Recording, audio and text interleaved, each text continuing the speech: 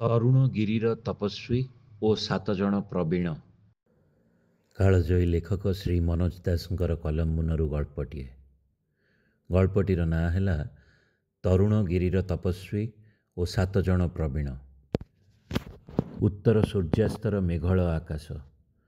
ସେତେବେଳେ ଯେଉଁ ଦମକା ଦମକା ପବନ ଆସି ହଠାତ୍ ପକେଟ ଭିତରେ ପଶିଯାଏ, କେଶ ଫୁରୁଫୁରୁ କରିଦିଏ, ଶୀତଳ ଅଞ୍ଜନ ଭଳି ଆଖି ଭିତରଟାକୁ ସୁଲୁସୁଲୁ ସତେଜ କରିଦେଇଯାଏ, ସେ ପବନ ଖାଲି ପବନ ନୁହେଁ, ସେ ନିଜ ଭିତରେ ଜଡ଼ାଇ ଆଣିଥାଏ ଯାଦୁର ରହସ୍ୟ।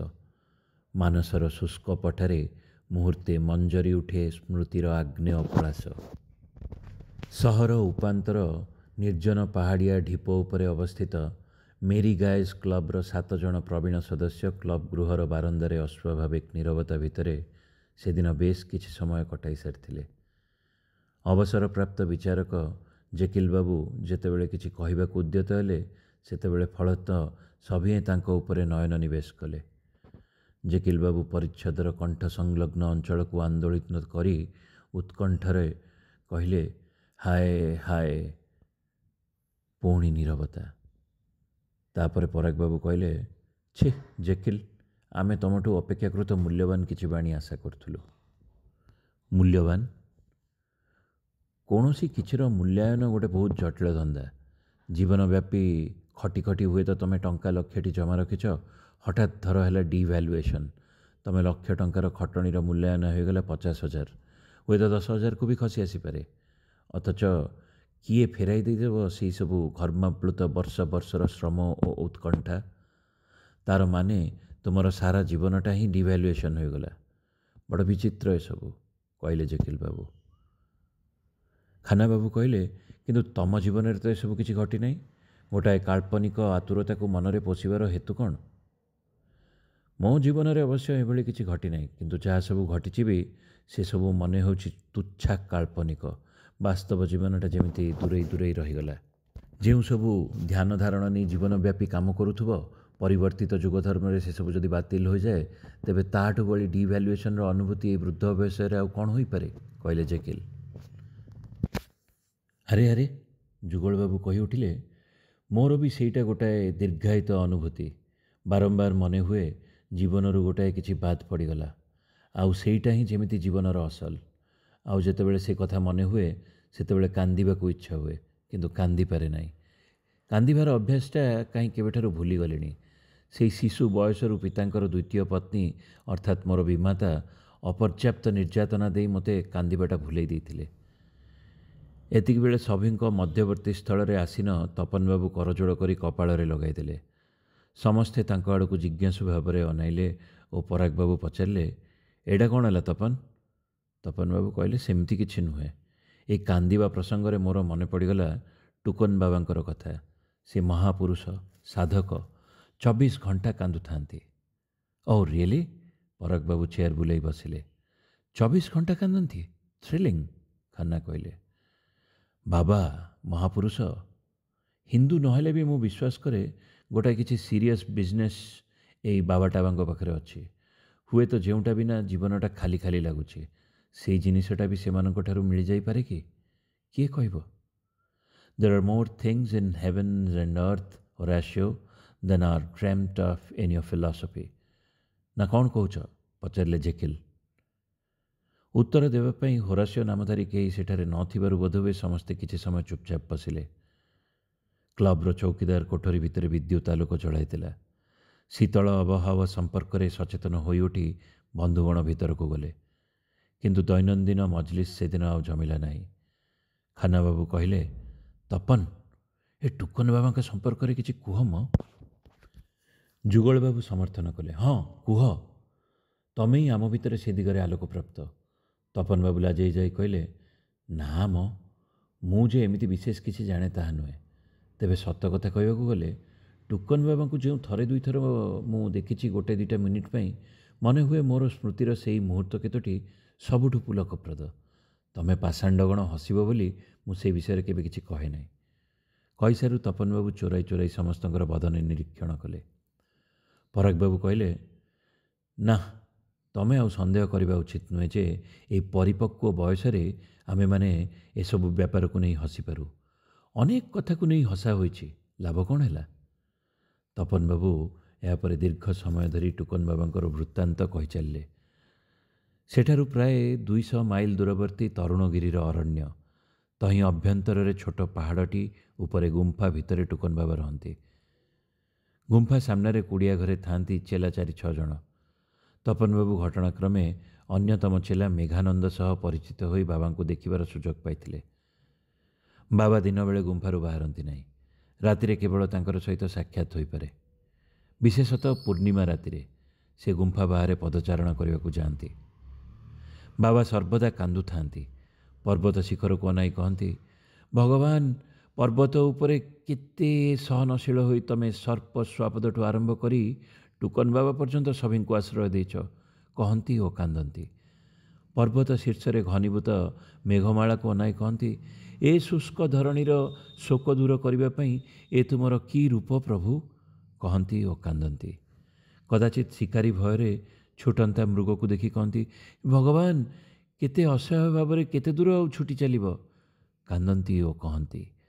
ହନ୍ତସନ୍ତ ଶିକାରୀକୁ ଦେଖି କହନ୍ତି, କେଡ଼େ ବୋକା ବନିଛ ପ୍ରଭୁ? କହନ୍ତି ଓ କାନ୍ଦନ୍ତି। ଏଇଭଳି ଜଣେ ମହାପୁରୁଷଙ୍କର ସାନ୍ନିଧ୍ୟ ଥରେ ମିଳନ୍ତା ନାହିଁ? ପରାଗବାବୁ କହିଲେ। ଜେକିଲ ଓ ଖାନ୍ନା ବ୍ୟାକୁଳ ଭାବରେ କହିଲେ, ମିତ୍ର ତପନ, ଥରେ ତମ ସୌଭାଗ୍ୟରୁ କିଛି ଅଂଶ ଦିଅ। ହଁ ଭାଇ, ଥରେ ଦିଅ। ସମସ୍ତେ ଜିଗର ଲଗାଇଲେ। ଅରଣ୍ୟ ଭିତରେ ଉଦୟକାଳୀନ ପୂର୍ଣ୍ଣିମା ଚନ୍ଦ୍ରର ସଶରୀରେ ଦୃଶ୍ୟମାନ ନ ହେଲେ ବି କେତେକ ବିହଙ୍ଗଙ୍କର ଅସମୟର କଲ୍ଲୋଳ, ଘନପଲ୍ଲବ ଗହଳର ଝିଲମିଲ ଦ୍ୟୁତିର ଉଚ୍ଛର ଶିହରଣ ଚନ୍ଦ୍ରୋଦୟର ବାର୍ତ୍ତା ଘୋଷଣା କରିଦେଉଥିଲା। ପ୍ରତି ମାସରେ ପୂର୍ଣ୍ଣିମା ଆସେ, ତଥାପି ପ୍ରତିଥର ହିଁ ମନେ ହୁଏ ସେ ଯେପରି ଅପୂର୍ବ। ତ୍ରିଦିଗ ନିରନ୍ଧ୍ର ଗୁମ୍ଫା ଓ ଛାଇଆଲୁଅରେ ରହସ୍ୟାବୃତ କୁଟୀର କେତୋଟି ଆଗରେ 7 ଜଣ ପ୍ରବୀଣ ବନ୍ଧୁ ଗଭୀର ଉତ୍କଣ୍ଠାରେ ଟୁକନ ବାବାଙ୍କର ପ୍ରତୀକ୍ଷା କରି ବସି ରହିଥିଲେ। ଜହ୍ନ ଯେତେବେଳେ ପୂର୍ବପଟ ପାହାଡ଼ ଟପି ଦେଖାଯିବେ, ଟୁକନ ବାବା ସେତିକିବେଳେ ବାହାରିବେ। ସେ ସାଧାରଣତଃ ଅଥୟ ହୋଇ କାନ୍ଦି କାନ୍ଦି ବାହାରନ୍ତି। ଆପଣମାନେ ସେଥିରେ ଘାବରେଇ ନ ଯାଇ ସାଙ୍ଗେ ସାଙ୍ଗେ ପ୍ରଣାମ କରିବେ। ତାଙ୍କ ସ୍ପର୍ଶରେ ଆପଣମାନଙ୍କର ଜ୍ଞାନଚକ୍ଷୁର ଉନ୍ମୋଚନ ହେବ, କହିଥିଲେ ମେଘାନନ୍ଦ। ଆହା, ଅଥୟ ହୋଇ କାନ୍ଦି କାନ୍ଦି ବାହାରିବେ, କହିଲେ ତପନ ବାବୁ ଓ ସାଙ୍ଗେ ସାଙ୍ଗେ କାନ୍ଦିବାକୁ ଲାଗିଲେ। ଧୀରେ ଧୀରେ ପକେଟରୁ ରୁମାଲ କାଢ଼ି ଖାନ୍ନାବାବୁ ମଧ୍ୟ ଆଖି ପୋଛିଲେ। ଜେକିଲ ବାବୁ ମୁଣ୍ଡ ପୋତି ବସିଥିଲେ, ତଥାପି ଉଦ୍ଗତ କୋହ ତାଙ୍କର ସମଗ୍ର ଦେହକୁ ବାରମ୍ବାର ଦୋହଲାଇ ଦେଉଥିଲା। ପ୍ରମୋଦ ବାବୁ ଓ ପ୍ରଦ୍ୟୁତ ବାବୁ ବି କାନ୍ଦିଲେ।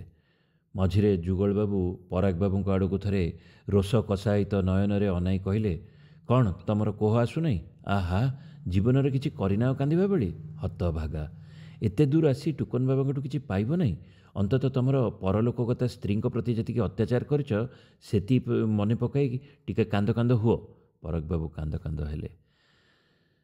ସେହି ଜ୍ୟୋତ୍ସ୍ନା ପୁଲକିତ ଅରଣ୍ୟରେ, ସେହି ଶୀତଳ ସନ୍ଧ୍ୟାର ନୀରବତା ଭିତରେ ଏକ ସମବେତ ସପ୍ରତିଭ କ୍ରନ୍ଦନରୋଳ କ୍ରମାଗତ ଉଚ୍ଚରୁ ଉଚ୍ଚତର ହେଲା। ପୂର୍ବ ଦିଗର ପାହାଡ଼ ଶୀର୍ଷରେ କ୍ରମେ ଦେଖାଗଲା ଗଳିତ ସ୍ୱର୍ଣ୍ଣର ସ୍ୱପ୍ନମୟ ପରିରାଇଜ ଭଳି। କ୍ରମେ ସମ୍ପୂର୍ଣ୍ଣ ଚନ୍ଦ୍ର ତହିଁ ଉପରେ ଆରୋହଣ କଲେ।